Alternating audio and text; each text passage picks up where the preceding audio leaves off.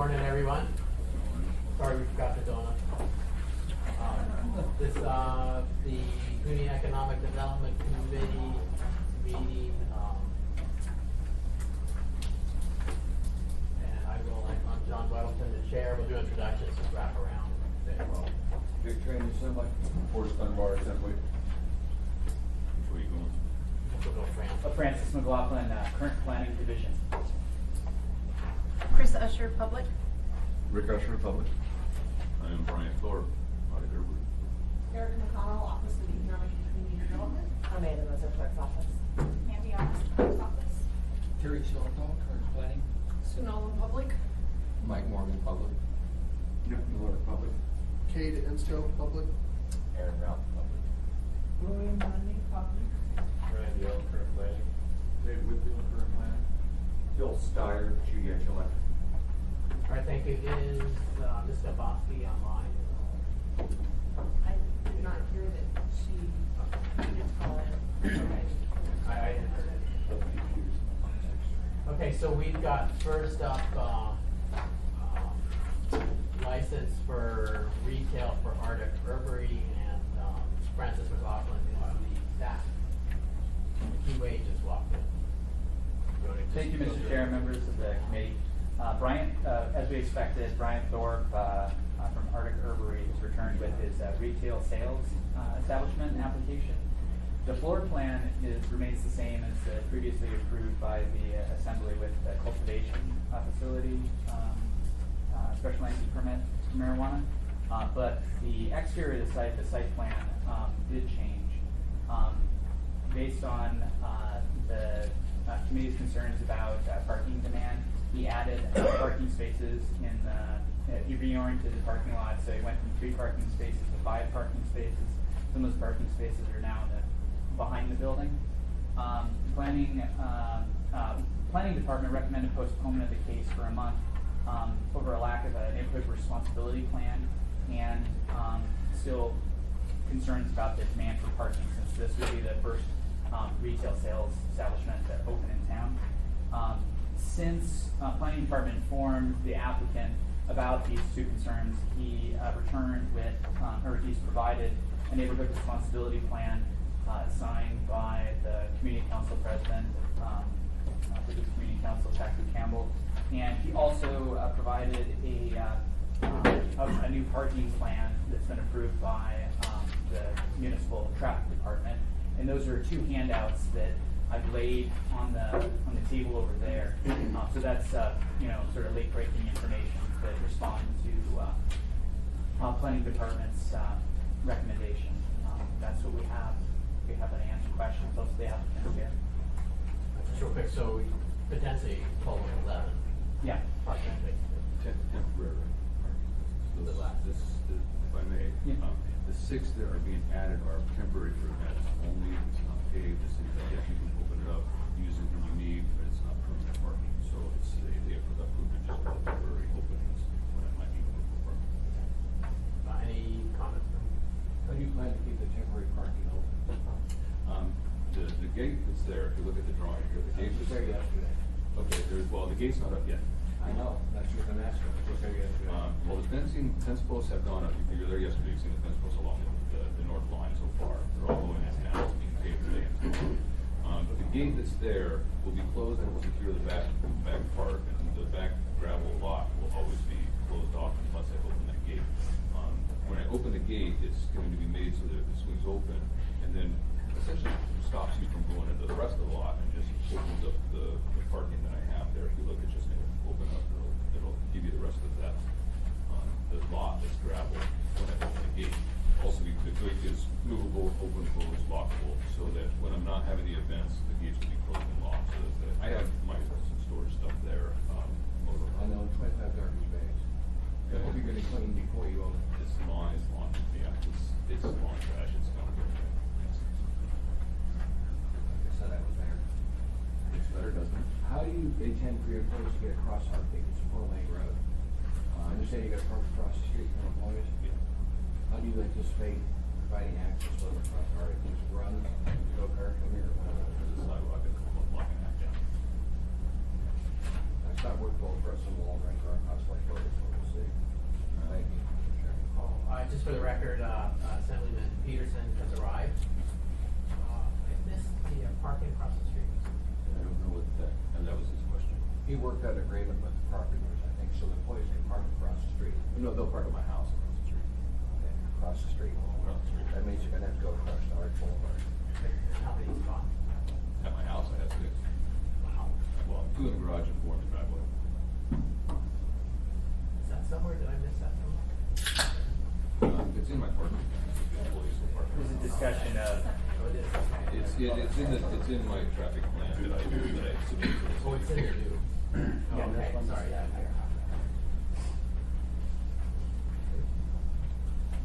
I didn't back up. Oh, here we go. Okay, thanks. Anything else? Or, Well, I guess I just, this is a very basic question, Francis. I think I know the answer, but I kind of want you to describe it. Does he conform to code, to the parking code? Is he now conforming to the parking code? Is he following the regulations that you've written? yes.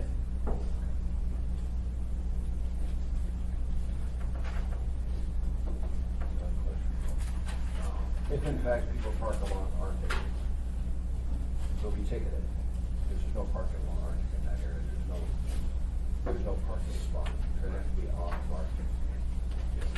I think that's how it would happen. I don't think you know more about how the police, how often they ticket and based on complaints from neighbors and that, but, there's this, when you go down Arctic, it's this wide street with, barrier curb and sidewalk.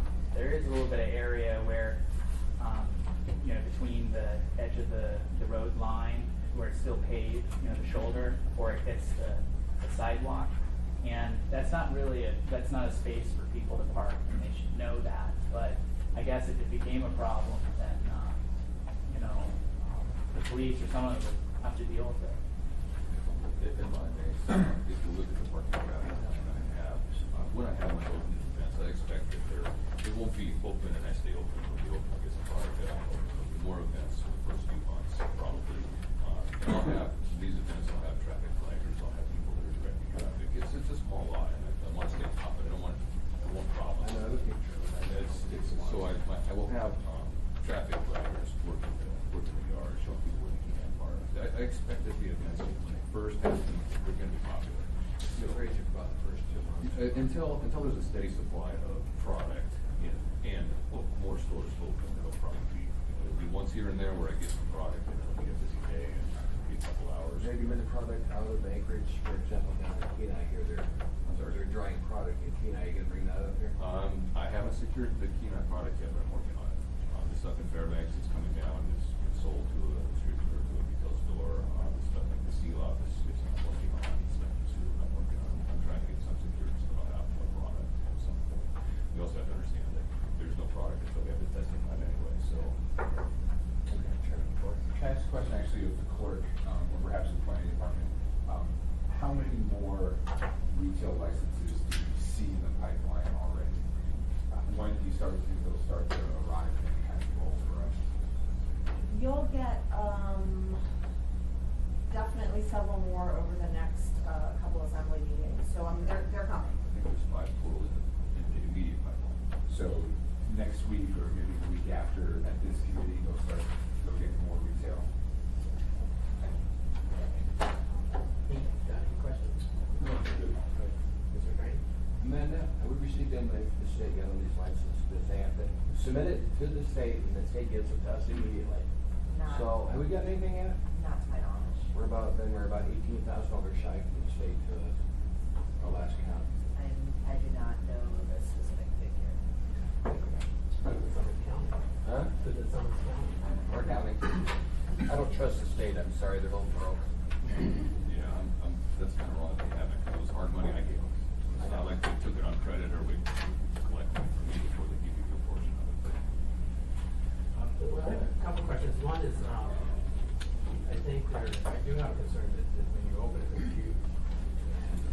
And first guy in town, and it's very exciting. Yeah. And you have 11 parking spots. And you're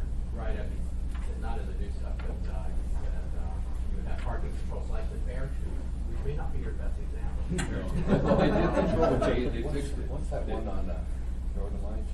Rustic Goat, Yeah. we've talked about them for a while. Right, so they're problem, so what if you have, I don't think it's unreasonable, 50 people show up and that's I don't- 45 cars. Honestly, I don't think it's unreasonable either, to expect that that shows up. That it's overwhelming, and I don't truly know how I can control that. I will do what I can, as I said, I'll have flaggers show me where they can and can't park. I've had a lot of thoughts and ideas of what I might be able to do to control that. It's similar to lotteries where here's your number, you can come anytime you want, I'll save a product for you, so you don't have to come with the rush. I've got a lot of ideas because I'm anticipating that this is going to be a problem, and I don't want it to be a problem for me, for my business. I just recognize that this is the way Anchorage treats things. When Krispy Kreme's open, people go freak out. It's just, they do. So I anticipate that the same thing will happen with me. And I don't think that I should be penalized because the city freaks out on stuff, but I most definitely will be in front of this and control it as best I can and do it proactively as best as I possibly can about it. Okay, let me follow up a little bit. It's partly be penalized, but you do have to anticipate this, it'll be huge, and I have, I'm a retailer, so I have some experience with this. We do free comic book day, it's huge, way beyond what my parking can handle, as my boss. So I talked to all the adjacent property owners, and I got permission for the bakery to use theirs, Sugar and Charlie's to use theirs. And I wouldn't do the event if I didn't do that, and we do like you do, is kind of try to stagger things so people don't come all at once. Sure. And it's, but I really think your 11 is good for probably weekdays after you're done with that first weekend. Well, as much as I'm working on it, I hate to offer it and be held to it, but I'm working on the parking. I'm meeting with the guy next door. The real estate agent is a friend of mine. It's a vacant warehouse. They got parking. I'm meeting him later this afternoon. He's gonna come by. There's no guarantees. He said he would try to work with me. I have a friend of mine who has a property about a half a mile down the way. She said, I'm happy to shuttle people. I got 10 parking spots. She will be my shuttle if necessary. Cielo has done that. I am being proactive about it. Again, I don't want to be held to that yet because I don't have it in writing and it may not come to fruition, but I'm trying. I'm really putting my best foot forward here and doing what I can. So as much as yes, we may have that issue, I intend on having people out there showing people they can park legally. Won't have people parking on Park as they did with my son. Some of she goes down from here and they would block the street, sit there, parking on Park. I'm sure we all recognize that one. So I'll be proactive as best I can. I can't speak for exactly who shows up. But I am on it as best I can. My concern on this is the way it is picking, it's nothing gonna do with picking up the first retail operation, and we're under scrutiny, the entire industry. Sure. And as assembly, we're saying, we're watching this so it'll go smoothly, but we're being watched very closely. And the first operation that opens, perhaps you will have this huge crowd. And Krispy Kreme, people, I think they had a lot of First parking. time but- bought Kmart a couple of years ago. Kmart It took was- 3 hours to get in. Okay, so, A couple of years ago. but people won't have patience for it, and say, see, we told you. Years so." ago. And all of a sudden, we may have to tighten up on the whole industry because of one problem incident. Sure. Well, I was the first one to raise my hand and said, I want to be first. I'm going to be here. And honestly, I think I'm your best option, your best bet if it's someone who's going to be proactive and going to take care of this in the best ways possible. Right? There might be things that I cannot do with, I recognize that, but I'll be the first one that's out there trying to figure it out and kind of do something about it. So it is new.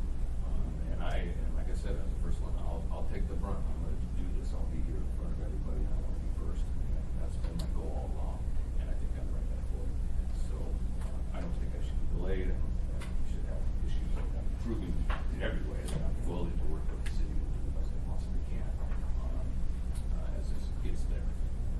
And sometimes I haven't focused on parking until I was told, you need better parking. I came in the first time, I only had 3. There were some grumblings about that's not enough. I added 2 more permanent ones to make 5. There was still some grumblings, that's not enough. I added 6 more. I'm doing the best I can. And I don't think I should be penalized because of the way the city will react to our industry. It's part of the way the direction of the city is. So it's part of the course. I think a huge successful event with lots of people show up is not being penalized. Thanks, Mr. Chairman, and I was just gonna suggest the shuttle idea, I think that's a fantastic idea. And, you know, you can shuttle 10 people over 8 months at a time or whatever, and then once they're done, you shuttle them back to the parking lot, and there's another load. Exactly. So you just have to, get some advertising out, let people know where they can park, take the shuttle. Right. As part of my marketing plan, and I believe, it may not be, as part of my, all marketing I do is about my parking, park lanes, my lawn, whatever I can do to encourage people to get off the couch and come walk over instead of driving. Dog would be welcome in retail part of the store. So it would encourage people to walk their dogs from whatever's close. And that'll be a constant part of my marketing, just the front end of my lawn. It's steps that I intend on taking to eliminate the problem the best I can, in any way. So it will be a big thing for me to be pushing for, no traffic, no cars. At least from the both sides, ride the bus, ride the bike. And honestly, a lot of the clientele, I think, just naturally live like this. And they will ride their bikes, or they take a bus, or they walk. I think a lot of people will be open to walking the store, riding their bike. I think, for the record, Assemblyman Croft has arrived. Late, for the record. Erica?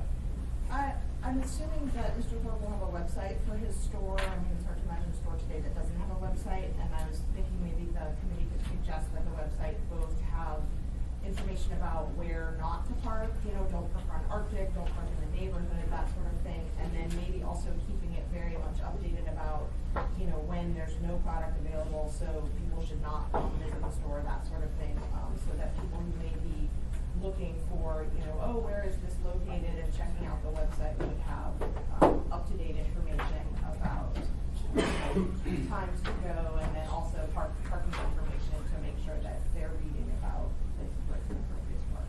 I think that's already part of the public plan. I do have the website, it's not being used yet, it hasn't been designed, but I own it. And that's, as I said, all marketing to include the website will be about parking. It will be always constantly, park lighting, as best I can. And directions to where you can park is a good idea as well, not just parking, but where the acceptable.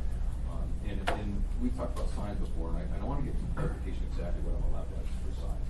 My thought is to have a green cross in the window, in a small part of the window, that I can turn on when I have a product, so that people can drive by and say, oh, I'm not going to stop because he doesn't have that sign. But there's some limits to how many signs I can have. For one of the building or an open sign, I don't know if I can have the green cross sign. Big part of the rules and all the rules are right about it. But I've also had that thought as well, so that immediate look up, you can tell if I have a product or not at the time. Okay, Mr. Frank? Eric, they're right behind you, probably tell you better than anybody. Probably. What type of signs you can have. We're changing the rules. No, the sign rules are in chapter 11, and it really, the number of signs depends on your frontage. So I'm gonna guess that you're gonna be limited to one sign, which wouldn't include like an open kind of sign. It would be one sign for your business, so, probably an open sign is gonna be more helpful for people than a green cross, because they wouldn't necessarily know when it's off that means you're closed. One of the other things that I had, I thought, and I'm not sure how this will play out, is once I get my CO, which should be within the next couple of weeks or so, to actually open the retail doors and have a retail shop, that the selling them, at least invite people in to get used to what my place looks like, talk to them, talk to them, drive, have an opportunity to engage the public long before I have a product, and just invite them in and out of the store to come whenever they choose, and have a regular open hours, always open, even though I don't have a product to sell. And I don't think that's out of the norm. I don't think that's against any of our crazy rules. As long as I have my seal, I think I can, the seal comes at the retail location, so I think I can open the door at that point. That's a good idea. Okay. What are your hours gonna be? You know, what I submitted was 10 to 10 on weekdays and 10 to 11 on the weekends. I don't want long late hours, honestly. I want to work with myself. I would, you know, on the weekends I could see it. The kid that I hired from Colorado, he was a cultivator down there. He insisted, I mean, I don't say this out loud in this area. He says the guys that are open late, they bank at night, overnight. He says there's outside of Denver, there's a community that stays open until midnight, and everybody goes there after 10, and the place is packed for 2 hours. It's a thought, but I don't wanna be open there. I don't wanna be the last guy open there, at 10 o'clock. I don't wanna be responsible. So I could see on the weekends, 11 o'clock on Friday or Saturday, but 10 o'clock, the place is cold, it's night. And honestly, 10 or 11, warnings would be, more likely what that might be. Security. Are you planning anything for the opening and security? Yeah. What I don't want is somebody to decide, hey, let's go knock that place off. Yes, I plan a lot of things for security. I'll have a door guard at all times. Anytime I'm open, I'll have a door guard. In the evening times, I anticipate having a security guard that sits in the lot after hours, that's there, maybe he's weekend before, or something like that. And then, as I suggested, I'll have parking flaggers, which will also be security. At least my doorman will be a higher security, and then hopefully I have one other for regional big events. After that, I anticipate 7 o'clock going. Okay. Forrest, Mr. Coe? No, I think. Mr. Croft? Regarding the signs, Erica, I'm sorry. Did you look at the signs that, usually write up a sign near the road that's about 12 square feet and a sign on the building 20 square feet? Is this okay? Not So a sign near the road will not be permitted. Did you understand that? Yeah, it's originally, well, the state and the city had different regs on the signs, and, the city allowed for a pole sign before we changed that, and I guess it's not being changed. And the state, does not allow for a pole sign, so, the city's now changing, that's why I was unsure, I thought we were changing to be in line with what the state allowed. But it's not one building, it's attached to the house. So the 20 square feet on the building? I can't speak to the size of the sign because again, it's related to the frontage and I haven't looked at that. And that's something that the planning department will review through the sign permit process. So that's coming.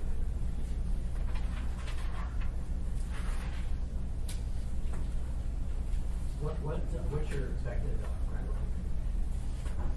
I need a testing lab, and I don't know where the testing labs are. They're not ready to open. So I can't do anything until we have a testing lab that tests the product and okays it, and then transfers it to me. So it's, I don't know, it's up to, some of the other operators that are out there, transfer things to get to them. That seems to be our first testing lab. So it would be 2 weeks after testing lab? Let's suggest that I've secured some from a cultivator. I won't have any of my own because I'm not growing anything until I have a seal. So let's suggest that I've secured some, and then the testing lab opens and starts taking the product. Well, I can imagine the day the testing lab opens, they're gonna be swamped too. So it might take a week to get, a test on the product that I would like to purchase, and if it passes the test, then I can have it transferred from that particular cultivator, and purchase it from him, and at that point, then I can open the store, start the package. So I would anticipate that once we have a testing lab that's actually doing business and open, then probably about a week to 2 weeks would be about right, before I do 10 days maybe. Jerry?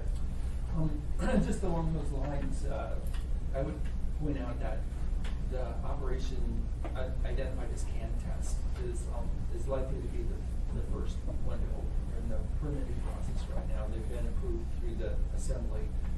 And that's really the critical path step that would regulate when retail stores can open. So I know there's a lot of concern about Library perhaps being the first one to open. But we have other retail ones that are very close now coming to you guys for review of their SLUPs. And it would seem to me that we may have a situation, and it's not in any effort to try to limit Arctic Rotary from being the first one to be opening in this. It's that, as he's noted, it's highly dependent on the availability of the labs. So with the opportunity perhaps of having a couple other shops at the same time, it would relieve a little bit of that pressure. I'm sorry, let me follow up on that. So do you expect there might be, we might approve 3 or 4 retail establishments that are all waiting on can test, and then can test gets their testing done, and and they all open up 2 weeks later, so we have one weekend. And I think that's not an unlikely scenario. Honestly, I don't think that's all that likely, because everybody's gonna have to have their own construction, their own COs, before they can do business in their buildings, and many people are nowhere near the same level of distance. And if I can speak to the idea of being delayed or waiting for them, I think that's wrong. There's no reason I should be penalized and that I should wait. In ways, that's a communist way of doing things, you know, you can't go ahead until everybody else catches up, and that's just wrong. And I recognize that we're dealing with parking decisions, but just to arbitrarily say, no, you need to slow down, that's just not right in my opinion. And yes, we are right that when there's a problem, things will start open, but I don't, even if I were approved at the same time as, four places, I don't foresee that everybody will be at the same time, because it just won't be ready. A lot of inspections go with this, a lot of other things go with this, once you get the approval from the city, doesn't mean that 2 weeks later you're gonna open. In this case, let's just suggest I got my approval this coming Tuesday, I'm a month out, then, I'm a couple weeks from getting to open my doors, but I sure could. So, which is not gonna happen, so delaying me out with everybody else just seems like a good idea. Eric? Good morning, Green thing. So it's kind of a combination of the two things you have under this. But I know later next we have the modifications, and I just wanted to ask Erica while we're awaiting that, because you and I have done a fair amount of work on it. The idea of we don't just approve or deny land use or the marijuana permit itself, but we retain our authority to then make modifications later. Conditions change. Business is bigger or smaller. Anyway, that modification idea, since we haven't passed that yet, how does that affect licenses we approve and have approved before approving this? That is there language in the particular applications, and this one being the first retail I'm most interested in, that clarifies we have the authority to a year or 2 or 5 from now come in and address problems that we didn't anticipate, particularly in such a new industry? There isn't specific language in the resolution before this ordinance is passed, but remember that the license comes up every year. So at a minimum, or at a maximum, you'd be waiting 1 year in order to address any issues. And of course, there's always code enforcement. If an issue is actually a violation of some provision of code, whether or not it's specific to this approval, there is an enforcement ability for problems, but if it's just some sort of problem that maybe isn't a violation of code but is still a problem, you have a maximum of a year before the license will come up for renewal and it can be addressed at that time. Yeah, I'm not so much interested in code enforcement. We continue to have that with any business to address that. I mean, what brought it up specifically is the memorandum of understanding, which is very good. I like that you're working with the community council there. But it says that each party recognizes that the authority to approve or deny the municipal license and special land use permit resides in the assembly. And while that's true, the ability to modify is what you and I and this work on. So you think it's clear legally that the most we have to wait is until he renews this yearly permit to address a problem that we hadn't anticipated. That there's no due process or other problem with us taking the conditions we have and when it comes up, doing new or modified conditions. That's my understanding. If I may, I believe this particular license will expire much less than a year from now. I think they expire at the end of August, so it'll only be 10 months or so before the back in front of the year. If I'm not mistaken. Yeah, no, that's correct. Well, August and August. Yeah, you're supposed to file for renewal by the end of June, and if you don't file for renewal by the end of June, you end up filing a late renewal, but if you don't file by the end of August, that's the expiration date. Yeah, and sir, it's not so much, it's not at all that I'm wanting to change the rules on you midstream. I just don't, it's such a new industry, we don't know what the impacts are, so we want to make clear that we have the authority when these things come back up to say, we didn't anticipate this, let's do this. So thank you again for working with the community. Thank you, Mr. Any other questions? One question was, your sales, it should be subject to a 5% sales tax. Your cash register, everything is designed to. I'm working with Squirrels, and they have they're putting together their local company, people look at this. But they're putting together their product, a software product that's integrated within that system. It's a system that will be our retail software that we use. And it does, and Scurrilous right now is working with our city tax authority on how they want to collect it and see. So the company that's putting together my cash registers are working on how they're going to calculate the tax with the city. So yeah, there is tax payments. The city put together is working on putting together one cash tax payment.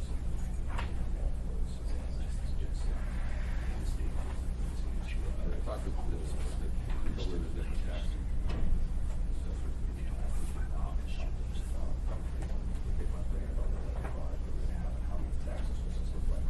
So between them, Scurrilous all working this out. I expect the software will be there to collect the tax added to the tax bond and collect it. Sorry, guys, let me question, but you're a new creator. You're our first one. So, I'm just trying to anticipate, you're gonna be watched closely for the first one, and talk about parking could be an issue. And then mostly they're gonna be well-behaved customers, they'll come in. I think your retail space probably only has room for about 8 to 10 at a time. Well, 8 total occupants, but it'll be a policy of mine not to let more than 4 customers in. So 50 show up, and room created there, you got a queue forming somewhere, you got a plan for. Are you ready for that? Getting ready for that. And then another possible scenario, most will be well behaved, but some are gonna get this product and they're gonna go try it.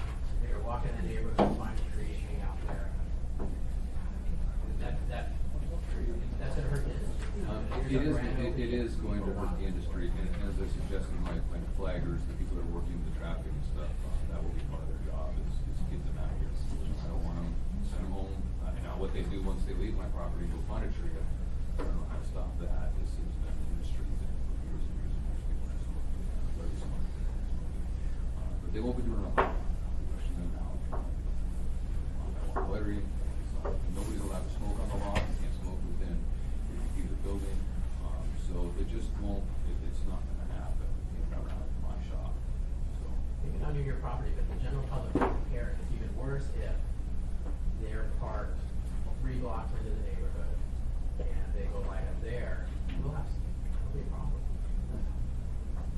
Thank you, Mr. Chairman. I think we need to communicate, because most people are not gonna be aware that you transport your marijuana according to the code that we passed a couple of years ago. We have it in the trunk or behind the very back seat in the vehicle. You can't put it in your glove compartment or carry it on yourself. I think that's, that's gonna be, most people are not gonna do that unless they know. It's not natural that they're gonna go, hey, let's go put this in the trunk. Yeah. Okay, I'll spread that with you. Everybody drives a motorcycle. Bicycle. You need a sidecar down. Well, bicyclists isn't driving a car. Got saddlebags. Okay, any other comments? So does the committee want to make a recommendation on this, or? I'll make a recommendation, make a motion to make a recommendation, the herbery or retail land. I'll say that, there's only 3 of us here on the body. Well, just on that, so there were a number of conditions that the staff had proposed, but some like the November 1st.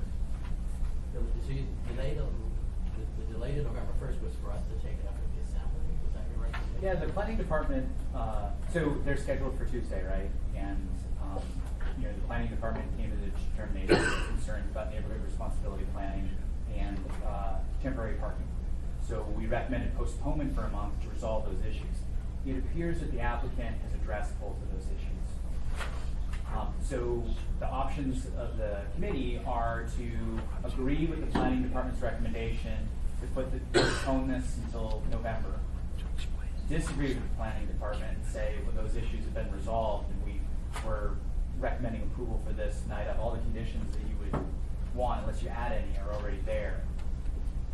Are you confident that the extra 6 parking spots is enough for a grand opening? you know, I haven't traveled to those other communities that have done this. You know, this is an industrial area. It is not good when people are parking down the street. It's not good when people are parking, you know, in these empty lots and these things. But you know, I don't know that we can require this applicant to have a Walmart-sized lot. You know, and we don't know. Also, there's a lot of unknowns. So we don't know if, you know, other retails might open before him or at the same time as him. He was sort of the earliest to have all these applications prepared, and he has, you know, begun work on the site earlier than others. But some of the other retail places are pretty far along as well. I mean, you'll be looking at 4 other applications in the next month, and you know, many of them have begun their building permitting. Some of the building permitting is minor because it's retail, and they're just going into existing retail sites. So it's more about, you know, hardening doors and removing windows and that sort of thing. Question for Francis or for Erica. So you said that the planning department made a recommendation. He's now fulfilled the requirements underlie that recommendation. Rather than having this body, you know, disagree or override the planning department, why doesn't the planning department just withdraw that recommendation? Is there a mechanism to do that? The recommendation is established in time to meet the PACE deadline. So the PACE deadline was last Friday. We submitted the recommendation, it becomes the public document, and it becomes part of the record. So the applicant then submitted additional documentation, and it's up to the assembly to determine what to do. So it's the assembly's ability to determine, do the additional, you know, does the assembly agree that the 2 issues raised by the planning department are issues? And if the assembly does agree with that, then it's the assembly that gets to determine, does the additional submittals that came in after the PACE deadline satisfy the assembly as to the 2 particular issues? Now, the assembly can also determine that no, they don't agree with the planning department on the 2 issues, and they felt the application was sufficient to begin with. But it's really, the judgment lies with the assembly as to whether to move forward or not. Because the resolution is here. I mean, the resolution has, you know, can be adopted by the assembly. It's just in the staff packet and in the AM that the planning department, you know, raised certain issues that the department was concerned with. It's the staff document recommended the postponement, but the resolution you drafted, Yeah. which we can change in Yeah. a way, does not have that. Correct. So as a committee, if we are saying, okay, we recommend approval, we're recommending kind of the draft AO in front of us, which does not have that. Okay, that's the sort of thing. Eric?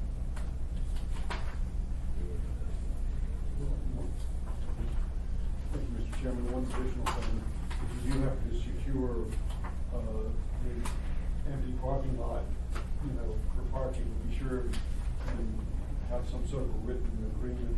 I will. with your neighbor, bring that with you in meeting on Tuesday, so. I don't know how, I'm gonna meet with him today, if I can put something together, I will. Just you can write it along, you know, whatever. Both he and I are real estate agents, we like contracts. Okay, all right. Mr. Francis? Well, if you're real estate agents, I'm sure you understand limited supply, I'm sure he does too, so you can see how much price is going up as you get closer to opening.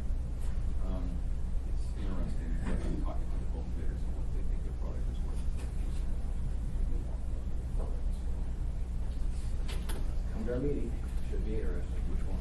Tomorrow? Tuesday. Okay, so we have a motion then to approve, is that approve the draft AO. Do we have a motion without any opposition? Okay, so we'll go forward with that. I'll be on Tuesday's This agenda. is, okay, so it's basically the AO that's written, the draft on the top of this package, it does not have that delay. So I'll still be on the agenda this Tuesday. Correct. The other agenda Tuesday, keep in mind, just because this committee, subcommittee approves it, doesn't mean the entire assembly will. We've got 11 people. And my sense is, work really hard before Tuesday, try to show, I thought for 50 parking spots, you know, something, just try to get there, and then I would make plans. You can't police the neighborhood of people, but if you had, there's industry people here who walk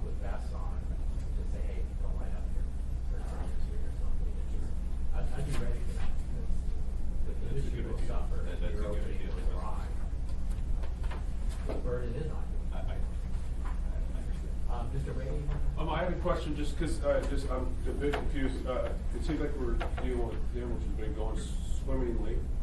Awesome, but, you say draft day, are we talking about this? Oh, no, that's separate. Okay. That's agenda. Okay. There's on the top of the packet that's over there for Article Armory. Okay. There's Okay. Just an wanna make ordinance sure. basically that will be presented, look at on Tuesday. Anything else on this? Okay, thank you. Moving on to the next item.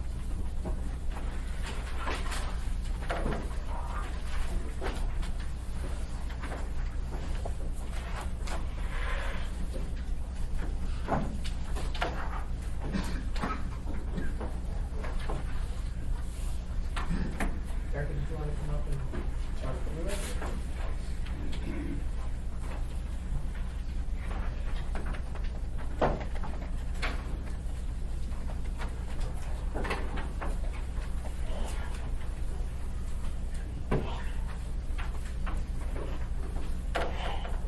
Would you like me to walk through the draft?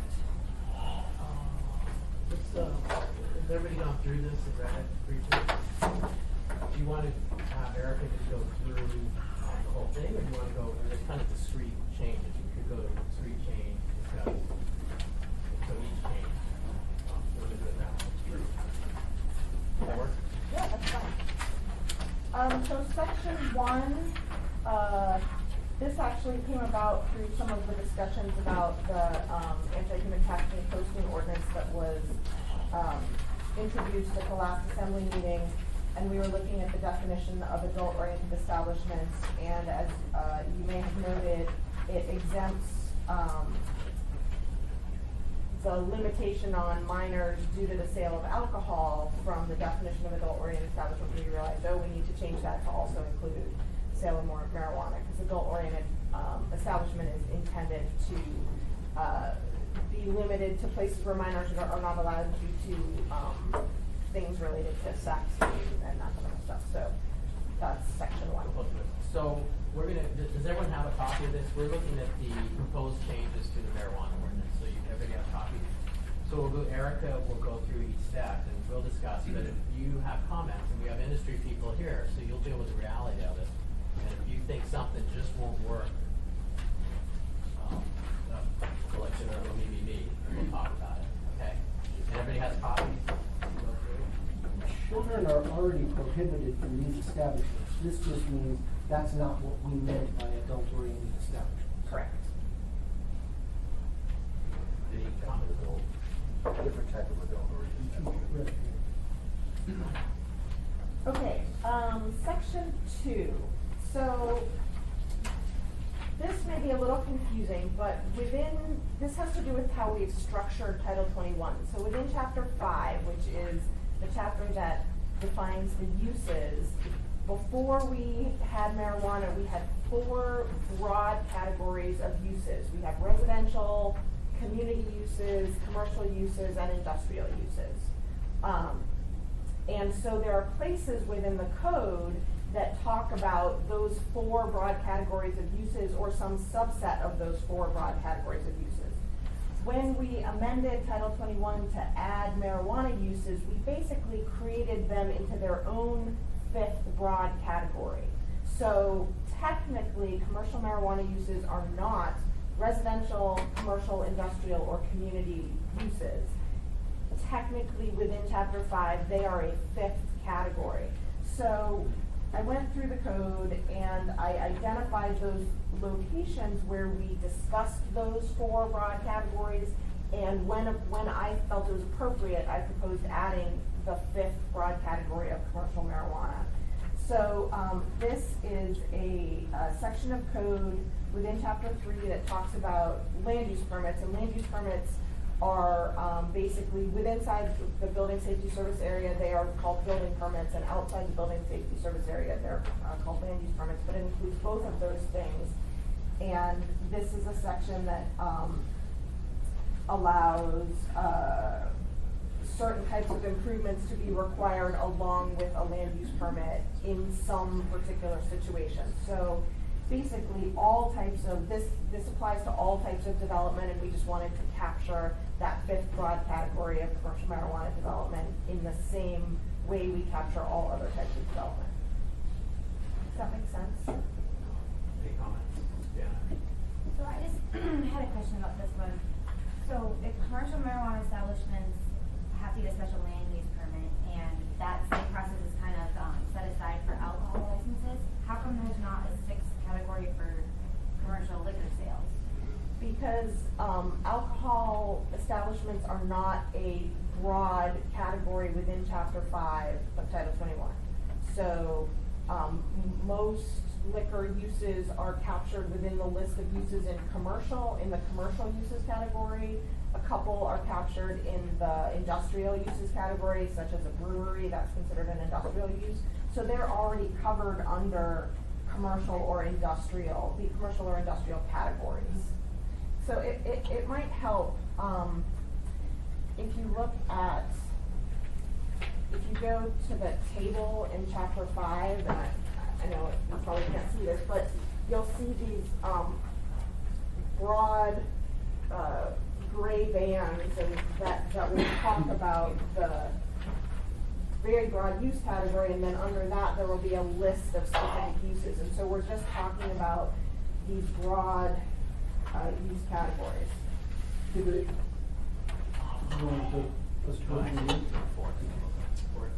you, Mr. Chairman. So, Eric, I had a similar question to what Jana had. I think you've answered it pretty well, and I was going through this whole thing and asking myself, why isn't this commercial? Why doesn't it fall under commercial? I think you've done a pretty good job of answering that.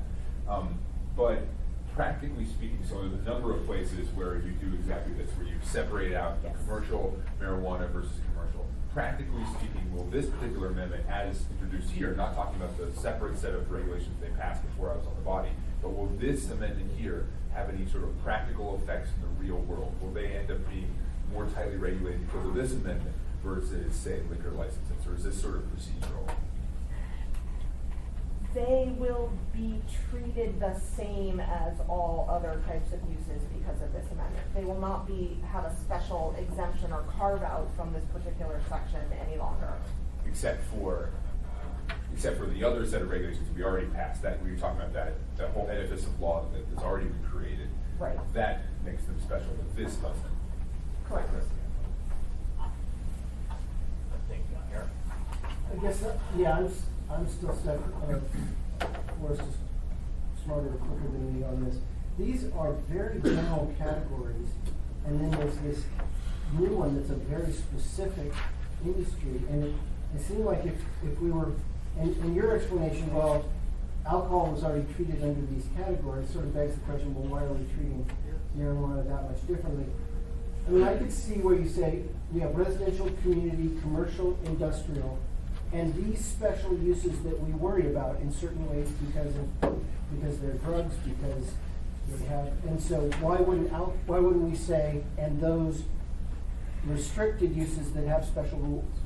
So it's really more about how we have structured Title 21.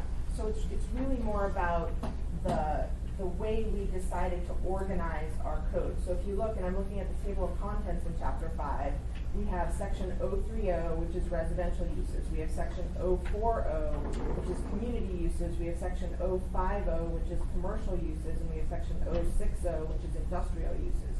So rather than saying marijuana retail stores and marijuana testing facilities got added into 050, the commercial uses, and cultivation and manufacturing got added into 060, industrial uses, we added an 055 for all commercial marijuana uses. So we added a fifth kind of general category. Yeah, but that's the question, right? Why did we do that? Shouldn't we have done it the other way? Perhaps we should have. Eric, they did that. They did before you three of us got on the body. That's what happened. That's what we're here for, we can argue it. Well, then we're talking about the huge fight. It was, I mean, we could totally redo it. We made a decision that maybe we didn't think about this particular ramification, but it was easier to put them all together so that we could express those standards that applied to all of them in one place.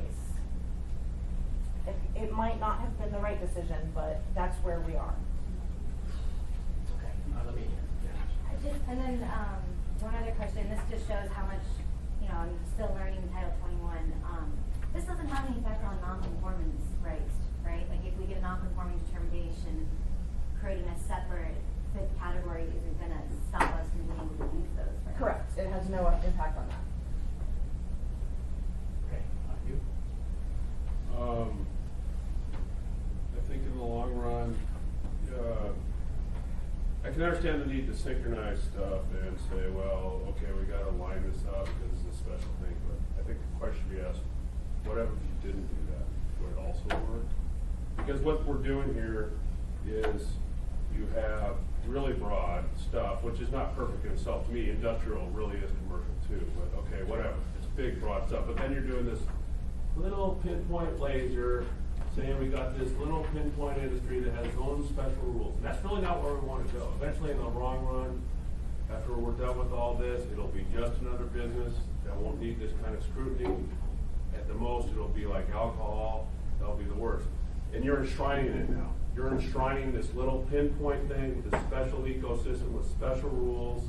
It's a mistake. It does have long-term implications about, we have to go have the special rules and special, you're enshrining it. And again, my question, what if you didn't do that? Or if you didn't, we understand the need to sync, but what if you didn't put the special thing in there with this big category, this real little one? That just doesn't, it might also be okay. I mean, we can revise the whole thing to make them fit into the commercial and industrial uses, and I'm sure there'll be some ramifications from that. We can do it, it'll take some time, but it's really how, what the assembly would prefer to do. I might like to take a little time to think about what kind of would be the negative ramifications of organizing it in that fashion, but we can look at that. So that decision aside, if we don't do this cleanup, we've left the improvements out. I mean, we've just, because we list 4 of the categories and we haven't listed the 5th, then technically improvements wouldn't be covered by the easements and this is a technical change to reflect what we've already done. Exactly, and if you didn't add it here in section 2, you would be carving out these 4 types of uses to say, these rules which apply to everybody else cannot apply to these 4 types of uses. And so, Mr. Chairman, it seems like this is an appropriate accommodation of that prior decision. Whether we want to rethink that decision and fold it either into the 4 or carve out people that provide things we're more worried about generally as a different category, not just marijuana, but alcohol and maybe others. It makes sense. In the short term, we probably have to do this, but in the long term, we can rethink that. Okay, I had a question here. Did you say your name again? Yeah, Cade Insco. I know I personally voted for the state to regulate cannabis like alcohol, and I think that this would kind of segregate the whole industry for future possible overregulation, especially in this future economy where we need this new industry. So. Any other comments, Pete? Thanks, Mr. Chairman. And I think, practically, I think this is a good idea to create a new category. And, if you look at the Title 21 book, there's hundreds of pages to it. And I don't think we want to have marijuana regulations spread out throughout the book so that if someone is trying to open a business and try to figure out what the rules are, it's nice if they're all in one particular section so they don't have to filter through 1,300 pages or whatever it is to try to find out what the requirements are. So I think actually, practically, it makes good sense to have it in one particular section. So, good job. Just offhand with my experience, I'm not a professional in Title 21, but I've read a lot of it.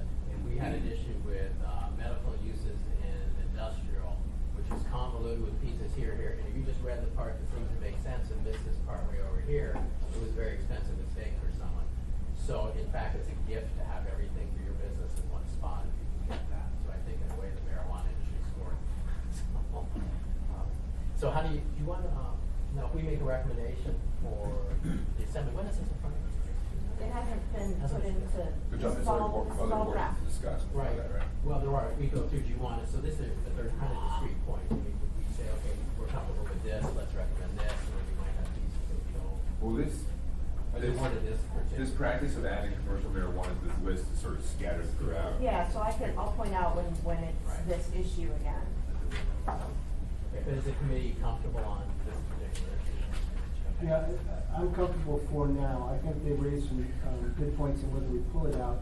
I'm gonna have to propose we do it now, so we have to do, in fact, these changes just to make everything sync up, whatever we do in the future. Okay, so that's section 2, section 3? Okay, moving on to section 3, so, the first thing under B, applicability, we had listed both the, table of principal uses and the table of accessory uses, but we have no commercial marijuana, as an accessory use. It's not in the tables, and so there was no reason to reference these tables, so that's just a cleanup item. Under, lines 26 and 27, marijuana retail sales establishments, we had originally said you have to have a neighborhood responsibility plan. Through the, work that the assembly did on this subject, they really rephrased it to talk about neighborhood responsibility planning, and so I'm just trying to make the phrase to be consistent with how we discuss it in other sections of code and what is really the intent. The amendment on line 33 is fixing a typo. I had written amendment, but I really meant application. On line 45, this was adopted before the changes to Title 2, which actually was the section within the Community Council Code that talked about neighborhood responsibility planning. That was adopted after this, so I'm just referencing that there are guidelines in Title 2, not that there may be guidelines in Title 2. Modifications, so turning to the next page. This amendment in lines 8 through 13, this is a difficult amendment. This is relating to the CAN-TEST operational plan amendments that you saw on the consent agenda on Tuesday night.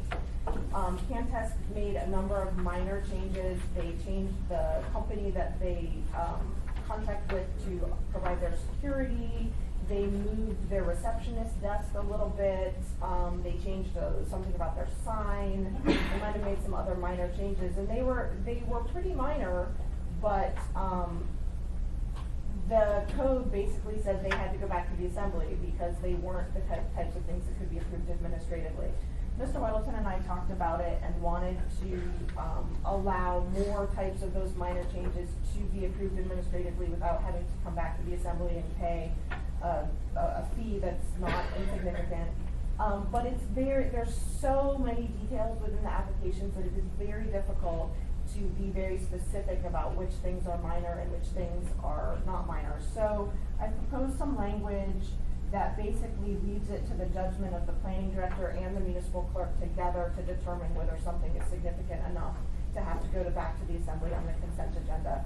I recognize that that doesn't give a great deal of certainty to an applicant about what they might have to do, but again, to try to detail very specifically where that line is between something that can be approved administratively and something that has to go back to the assembly is very, very, very difficult. It makes more sense, Eric, to do it this way, that every little thing, moving the camera has to come back to us for that, it's ridiculous. Exactly. Thank you, man. Karen, of course. So this is not based on one of your amendments, which I think are good. But looking at B3 here, or sorry, line 26, and again, the three of us weren't on the assembly when that was debated or added to. So let's say there's an improvement in the industry, a technological improvement, somebody upgrades one of their machines to make it more efficient. Does that mean they can come back to the assembly and get our approval to upgrade their machine? I think what we mean here when we talk about, you're talking about methods of processing, extracting, or Right. manufacturing. So, some of the methods to extract THC out of marijuana involve hazardous materials. And so I think we're talking about like, okay, well, you submitted that you were gonna do it with cold water, but now you've changed to butane. that would be something that would need to come to the assembly. What if they I'm want- not talking about you've been approved to do butane and your machine gets more efficient or you replace it with a more modern machine. That would not trigger, in my mind, a change to the method. What if they went in the opposite direction, so they had something, and this is probably more likely how technology would progress, they had something that used hazardous materials, and it created, the new machine has a new, safer, cleaner process, do they still need to come back to the assembly before they're allowed to upgrade that machine? According to how I would interpret this. Do we do that, and this is more broad, but do we do that with other industries? Do we force them every time they upgrade their, their processing facility, that they have to come back to the assembly and get? There are very few land use decisions made by the assembly. So only marijuana facilities, liquor or special land use permits, and rezones really come to the assembly, and everything else is done either administratively or through one of the regulatory boards or commissions, like the Planning and Zoning Commission or the Planning Board or the Urban Design Commission, and lots of types of So then you go back to the table of uses and you look and see, well, okay, certain things are conditional uses. They go through this similar type of process, but they do it before the Planning and Zoning Commission. They have an application that's very detailed about what they're going to do. They get an approval. If they want to change what they're going to do, they'll have to go back to the Planning and Zoning Commission and make a modification. So the answer to your question is some industries, businesses, situations who are approved through an entitlement issued by a land use board or commission would have to go back to that commission to make a significant change. Okay, I'd like to talk to you a little more offline about whether it's possible to edit this in such a way where, we can amend this, right? In such a way where we're only doing it in cases where there is some legitimate threat to the public, right? If they're improving their things to make it safer, I don't see why we need to slow them down. Anyway, sorry. And can I just clarify again, this is a draft. It has not been scheduled for the assembly, so there's lots of time and opportunity to make other changes, add in new stuff that people want to do. Approved? Thank you. I just want to sort of follow up on what Mr. Dunbar had said. If it's not customary to apply the same standard to other industries, for example, let me make an analogy. A shop that caters to the scuba diving industry, they might fill compressed air tanks, they might fill nitrogen tanks. There are provisions of building codes that address public safety in that scenario. The analogous situation in our world would be, going from using butane to CO2 for extraction. I'm not sure that there's any public good to be gained necessarily by putting that back before the assembly when the building codes already address the public safety question involved there. So I would offer that is a little bit excessive, and the public safety can well be met by simply requiring that they revisit it with the building department and the fire marshal to determine that they do meet applicable codes. Any other comments? I would say that I actually don't have too much of a problem with this one, just because it's a new industry and there's a lot of snake oil out there, and a lot of consultants that say this is the best, extraction method, and really it's not been tested yet. And so, however the method is, I think it is good to keep the public educated on what the changes are and giving people ability to put input on these new extraction machines, because honestly, as an industry, we should be a little bit cautious, because product liability is strict liability, and we kind of need to remember that. And a good vetting process maybe is the assembly, or maybe it's a different committee, but I do think it's important that if we change a process, you're changing your business plan, which has to go back to the AMCO anyways to get approved. So I think, I think this is consistent. I don't know. I like these changes that Eric did on this. Yeah, I wasn't taking issue with your changes, I'm talking about existing code. Oh, that existing one. Yeah, that's. But, Okay, and could you, and I forgot your name. Yes, my name is Gloria. I understand that there are some excesses in controlling this new industry, but we need to go back to a point where we are under the umbrella of federal laws that are not in compliance with what the state is doing. And so this excess, I think, for a while, there should be an action to amend the federal law that sometimes is too excessive, but in the meantime, we need to provide a shield umbrella to say that the state is doing within its power, and it's a lot of concern, so, of protection, both for the industry and for the public. So I would say that if there is to err, you err in being a little bit on the excess side. That's all. Ready to change in the future. Good, thank you. Anything else? And your name again? Excuse me, Nick Norton. Nick. So this change thing, I'm still a little hung up on. When you said that someone moved the location of the reception desk, they had to report that. So, I mean, do we really have to report changing a sales counter or putting up a clothing rack for t-shirts? I mean, shouldn't it be something more like, a little more aligned with the state regulations, maybe the functional, if you change the functional floor plan of a room to change it from, it's a retail spot now, tomorrow it's a lobby. Maybe that, but I should be able, if I have a sales room, I should be able to move my calendars around as long as they're in my sales room without reporting it. I mean, it seems like every time I offer a new product or take a product out or a new display, I have to report it, and that seems excessive based on what I'm reading here and what I heard you say. So maybe we could, if you make a functional floor plan change, which means it's no longer a retail area, it's a storage area, that needs to be reported. But if I change my counters around 8 times a month, just because I'm crazy or something, I would have to tell the director. That doesn't make sense. Just legally follow up on what Nick said. I mean, 9 used to say before this amendment, modifications for the following changes, which is essentially square feet and hours of operation, and it didn't say anything else, have to go to the director. And then B says modifications. Any other change not listed in 9A above. So This is that, actually liberalizing it, right? This makes it so that the report, rather than, would you rather come back to the assembly and have it on our consent agenda, or just have to report it? so we could do. I would rather not have to tell you every time I move a sales counter. Well, It's it's just- just, what she's saying is you can just tell us first, I'm sorry. One of the issues is that there's rules about restricted access, and so if you move a sales counter in a way, in a way that suddenly you've allowed access from the public to do something, that's an issue related to the regulation. So I think it's trying to say you have to report things that can impact the way you're meeting the regulations. And again, it wasn't just the reception desk. There was a list of, they made about 10 different changes. And frankly, the director of AMCO, took those changes to the Marijuana Control Board. By the way, Mr. Miller's on the Marijuana Control Board. And I don't know if, I can't remember if you've seen them yet, or I think they were at a meeting.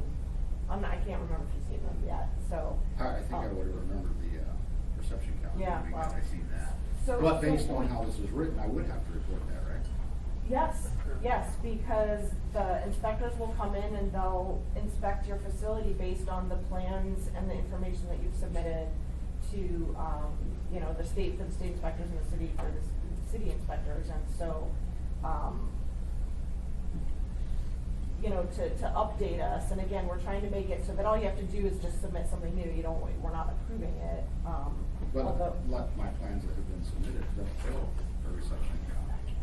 Am I gonna have one? Yes, but it's not required as part of my plans. My plans are required to identify what a restricted area is, what's not a restricted area, what's storage, and what's not storage. It doesn't tell me I have to put.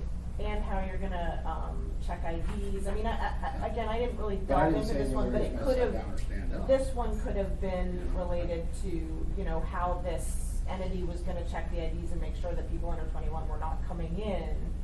And, frankly, where that ID check happens is significant. If it happens, 30 feet into the building, that's different from than if it happens 4 feet into the building. So, again, I don't think everybody's gonna end up identifying a reception area on their plan, but everybody should be talking about how they're gonna be checking to make sure that people under 21 aren't allowed entry. And so a change relating to that could end up having some significance, or it could not. And that what we're trying to do here is, allow the administrative staff to say, yeah, you know, that's not a significant change, you're clearly still meeting the requirements, and so it is something that doesn't have to go up to the assembly for approval. But it just seems to me the state's approving it. They're the ones who are defining whether or not we meet the state requirement. So if the state approves it, doesn't that mean we meet the state requirement? But we have municipal requirements, which That are the same as the state. not, most of the time, but not always. Mr. Crawford? Well, just, the problem seems to be in B4, not in A3, or making an A3. That is, we had a structure that very generally said, here are minor changes the director can do. And A is, if it's less than 10% in gross square footage, or just a change in operation, we don't need to hear about it from the assembly. Small changes in A, go ahead and tell them and report, and they'll report to us, but you don't need our approval. And then B says, here are big changes that we want to vote on, maybe on the consent agenda, maybe somewhere else. Bigger changes to the square footage, a second gross, so you can't just keep doing this 10%, and manufacturing changes. But the problem seems to be that we said, and anything not listed in your minor. So you've got minor, major. What is major? These three things, and anything you didn't say in minor. And when you loop it that way, you get yourself chasing your tail. And so that's why, while I do like the language you're putting in B3, I just think it's in the wrong place. If you say B4, any other significant change, well, I don't even think you should say a big change is anything not listed in the small changes, because this really should be in 3, any other significant change that affects health and safety, and does not include things like camera locations or whatever, that affects compliance, in the judgment affects, in the judgment record. So language very similar to that, but it should be an authority and a limitation there. And I'm not sure how you even with this tail chasing thing, when you say any other change not listed in 9A, and 9A has a negative, my brain doesn't allow me to figure out what the not the negative. Well, I think you had a good idea there. If you said any other significant change impacting, we use a phrase like health and safety of the public, not including minor changes such as moving security cameras, blah, blah, blah, blah. And So the policy question is, you want that in A or B? That is, I think you want that in catch-all. B. Okay. Well, I Answer it, think- but I let me think just phrase you- it. Do you want the catch-all of things we haven't thought of to be said to the director and maybe to us, or always to us? The other thing to keep in mind is that all of the applicants are held to the information that they've submitted in their application that's been approved. And so if we create this in a way where they could make some changes that we don't know about, then when we go out and inspect, we're gonna be like, wait, no, this isn't how it was approved. And it will kind of create issues that I don't think need to be created if we're just kept informed about changes that are made. So you mind, I don't mean to go to the authority, but you're saying that there ought to be sort of a place in both. One is, tell us about everything, but the assembly doesn't have to vote on anything but the big ones? That's what her proposed structure would be, versus now, and this kind of gets the next question, Right. as it's written now, you actually have to come back to us and get approval for every little thing. Things that are addressed in the standards in the application. You know, changing the posters on the wall, well, that's not something we regulate, so no, they don't need to tell us about that kind of thing. Adding a second refrigerator, if they have one refrigerator and they're adding a second refrigerator, I don't think, to me, that wouldn't qualify as something that we regulate. Now, if they're selling things that are required to be refrigerated and they don't have any refrigeration, you know, they get rid of a refrigerator, but they're still selling those things, that's a problem. It's very difficult to write exact rules. Or we agree that what we kind of want is, tell us everything, and we only want to vote on the big things? Is that the goal of this amendment here? Put to the director, And this just says the director has to approve, and the director just has to include in the report to us, Correct. semi-yearly report to us. So, think about that, whether a requirement that says, I changed my thing, but it's not an assembly vote, but it is telling them, and then we only vote on things we define as big or substantial or something like that, is what you guys. We're gonna run out of time here, so, good to talk, but make it concise, which you have been doing, so, Bruce first. Thank you, Mr. Chairman. For a brief, I think Mr. Cross and Mr. Belmar had already had much of the discussion. I was hoping they would. Perhaps the way to look at this would be to ask to what extent we have to protect public safety and welfare. How can we word this accordingly? Maybe the exclusion could be things that don't have to go to the assembly or minor changes that do not materially affect the ability of the applicant to meet state and local ordinance. And then the exception would be any changes that do materially affect that person's ability to meet those requirements. It's very broad, but I think it then gives both examiners and the licensee an opportunity for discussion. Great. Good point, thank you, Jen. Just a quick one. So the judgment of the director and the municipal clerk, so what happens if the municipal clerk disagrees with the director or vice versa? Do we need both of them in their judgment to think it's on there? So the things that are, the way marijuana is regulated is both through a licensing issue, which is under the authority of the clerk, and a special land use permit, which is managed in the planning department. And so to give all the authority to just one allows one kind of to deal with things that are really in the other person's realm. I think we generally tend to be pretty good about coming to agreement. Okay, so we do. But I think so.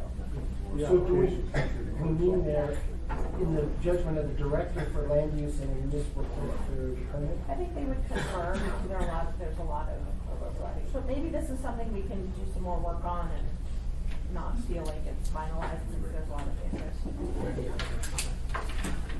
I think if I can summarize, this is a good first step, because we want to get away from you having to report every single new change, because that doesn't make sense for you or for us. And I think what we're hearing is we want some reference in 3 to the approved plan, so changes to approved plan. And then what I'm hearing is not so much, you have details on cameras and so on, but more of a functional thing. Does it affect, we're concerned about odor, public safety, parking, traffic, kind of those functional issues more than the specific. Is it cameras? Is it, There you go. Whatever. So, hazardous materials. If there's a change in hazardous materials, it can be significant. Maybe that's under public safety. But reworking it in those terms, and then the issue of whether to have it in A or B. I actually read this. I'm good with that, if not above. That's pretty common throughout Title 21, where it's not listed here, then it's down here. But not that that's a bad thing. There could be some wording in there as well. But is that some guidance that will come back to you work this? Is that alternative? Okay, so you'll do this, and we don't have this scheduled, so. Correct. You're going on vacation. Yes. So we might be looking at this, it might be interesting. Second half of the Bring it month. back to us, bring it back to Yes. us. But you were having a lot of meetings, so this piece will come. Okay, so we plan on that. Or maybe skip this if you come up, we just go to work session. Let's take a look and see what. Really feel this here, I want the whole body to hear and understand it. Okay, so we're gonna rework and then maybe share it with us, and then Yeah. we'll decide how things will work. Okay, the amendments on lines 33 and through 38 are is the amendment that Mr. Croft had referenced earlier about giving the assembly the authority to modify the conditions on the special land use permit at any time, as long as there's a properly noticed public hearing. Wait, I'm sorry, this is, On page 4, you're on 33. 4 line. 33. Line 33. Just offhand, I looked at, table 2103-1, which is under this section. I did not see, where would marijuana notification? It's, Do I have an old version? you probably that doesn't haven't, have it? yeah, nothing's in the book yet. Okay, so there's a special. There's a line, yes. Okay, the amendments under variances, so the way the code is structured right now, variances to any of these provisions would go to the urban design commission. I don't think that was the assembly's intent. I think the assembly wants everything related to marijuana, so this says that notwithstanding the things that are mentioned in chapter 2 about who has variance authority over what, all, variances from this section of 2105.055, which sets the standards for marijuana establishments, shall be decided by the assembly, and it provides 5, approval criteria for the assembly to evaluate variances. Erica, is this, these criteria you've laid out here for variances, is this standard, does it appear at other places in the code? Just, I'm asking because B to me seems very broad. But is it a standard that we're used to, or is this a new standard we're sort of creating? These are modified from the general variance standards. Okay. So there's nothing that's totally nuts here, and super different. So the normal variance standard has something along the lines of granting variance will not be determined by public health, welfare. Okay. And I can send you the link to that. Thanks. Any other comments? On D, the variance, minimum variance necessary to allow, is that another one that's just more or less boilerplate? That's standard. Because I mean, to me, it seems kind of silly, which would be, well, why would you limit yourself? It has to be the minimum. Why wouldn't it just be the best? Whatever, within the judgment of the people. You know, we're setting a standard here like, well, you could have done that, but you have to do the minimum for the variance. So, is that just a standard thing? Well, I mean, I don't. generally, you're getting the ability to not comply with the law that everyone else has to comply with. So the idea is that, okay, we're giving you this exception from this rule, but it's the least exception that works. So that's the idea behind It this. sounds like it's a long held standard. I mean, but it's essentially this way been, I mean, this isn't anything out of the ordinary. That's the way variances have generally been considered. But it's typically how we instruct subordinate bodies to recommend variances to us. I mean, this is an odd provision in that we're purporting to put limitations on ourselves and our ability to grant a variance that we can do for any good reason. And so I understand why you want That's true, this doesn't really bind us. Well, right, you want to constrain a body that is going to bring recommendations to you, say only bring these up forward if they meet these 6 criteria. But if this says the assembly shall find all before we do, what if we grant a variance and say B, it doesn't really fit, well, B is too broad, but B doesn't fit D, but we want the variance. I have to admit that when I originally proposed this, I didn't put in any criteria because in my experience, the assembly kind of does what the assembly wants to do. And the municipal attorney said, well, what standard will they use? How will they evaluate it? And so I proposed some criteria so that the assembly can look at these things fairly and equitably over time. But And that makes sense, and I know we're screwed on time. It really, I think the shall find really means shall consider, and so it really is encouraging us to just look at those 6 and. I have one question there that it might have been connected with that commercial marijuana, but we could just add under 2003-240 where you have the decision-making process, have we add marijuana to that? People are looking at.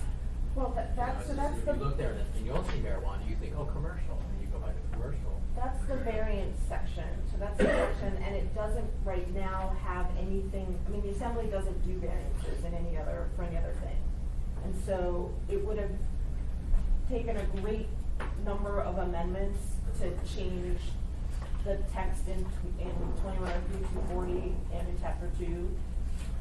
So I can do that, but it's going to increase this ordinance by probably 4 pages.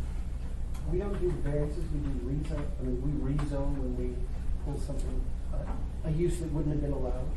We don't. You can't allow uses that aren't allowed. That's a use variance, and that's prohibited by state law. You do rezones. Right. A lot of variances have to do with things like dimensional standards, and those are heard by the zoning board of examiners appeals. Looking at this section, you have, what is the planning authority, urban design commission, ZEBA, you could add 6, the number, say, the assembly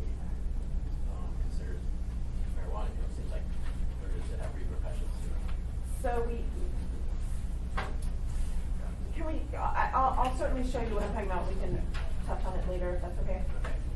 Okay. Okay. We have about 5 more minutes, and we're gonna land. We can get through several more pages pretty quickly. The next amendment is actually towards the bottom of page 6, and I just left a lot of, other text in there so you could see, but I'm basically removing some redundancy. The closest lot line of a number of listed uses, and then was one I on line 35 on page 6, and then at line 43 you have the closest lot line of any other use, and so those are redundant. So I just took out I. So the only things where it's not the closest lot line of any other use is the edge of a playground or athletic field. So that's the changes at the bottom of page 6 and the top of page 7. The amendment at lines 14 and 15, around 14 and 15 on page 7, that's to clarify what we mean by caretaker. The caretaker's residence is intended to be the caretaker for the other use established on the property. It's not just some residents allowed to caretake something else that's totally unrelated to that property. And then the amendment on signs is the amendment that you're all familiar with. There was some discussion about rewording it for, to talk about things that extend out beyond the side of the building. I'm not sure that's, I don't know, we can talk Thank about you that. guys have convinced me that it's not. Okay. Question, I'm sorry, your name? Yes, my name's Sue Nolan, and I'd like to address the sign issue regarding no temporary signs are permitted. Downtown in the B2B area, I believe there is signage that we're allowed to have an A-frame type sign. So if you look downtown, you'll see an A-frame type sign that exists down there. Would that be considered a temporary sign? And also looking at that, I pulled up the definition of a temporary sign, and it says it's a handbill, which would mean a business card, or poster which is placed to advertise or announce a special event or which pertains to a particular event or occurrence, or which is not intended to be permanently placed. So that's very broad language that I wonder if we want to consider something a little more restrictive, or where we're looking for in regards to a temporary sign. But downtown, within that B2B district, we are allowed to have that A-frame type sign. And so you're basically telling a legitimate retail business that they're being isolated out, that they could not put A-frame temporary sign that's allowed in that business district. And then also in regards to you're limiting the industry from posting a flyer or anything as such. So I don't know if that was the intent of this, but I would like to think it's open for discussion. Thank you. You keep saying. I propose that you cross that out, no temporary signs. I mean, it's something special there. People standing up with signs.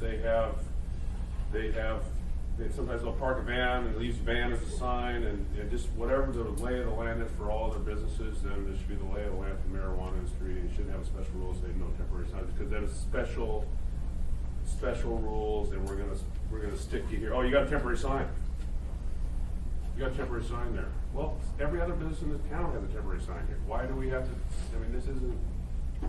Don't make special rules for marijuana. We're gonna make special rules from now on. Well, I know you are, but How less intrusive they're gonna less be. is more. So this might be a good one to strike, because I don't think there's anything to gain or lose here. There are some very specific state regulations about advertisements that are within 1,000 feet of certain uses. So by allowing temporary signs, we're suddenly opening ourselves up for a bunch of extra review in ways that we have not done it before. And so, I mean, we can go that route, but it gets everything a lot more complicated. John, in the interest of time, could you take a look at this, Eric, Sure, and give us yeah. ramifications of it? We don't even play it. Or I think there are rules in the sign code. Yeah, Temporary temporary sign already. lasts a certain number, because enough happens for me, if you have a new business, sometimes you can't get your sign for several months. And there's a process, we have to go through a process through the municipality to get a sign. Okay, so Erica will look at that. I think Okay. we are essentially out of time on this.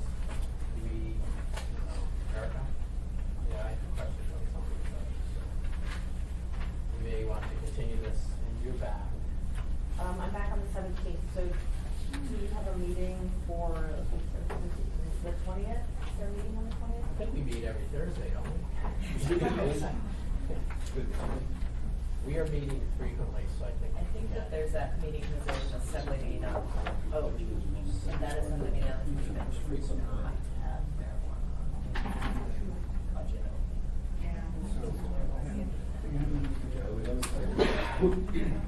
If this isn't done for 2 months. I mean, we have to keep putting that sign provision on the thing, but I don't think that's a big deal. Let's do that, and we'll just package that. If we're gonna come back with more, we want to come back with that.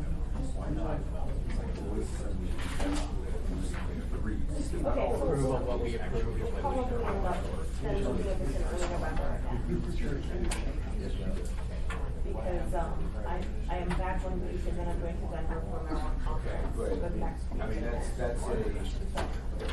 Okay, so we are adjourned, we'll continue with the rest of this probably, early November, is that works for everyone? Stay tuned, thank you.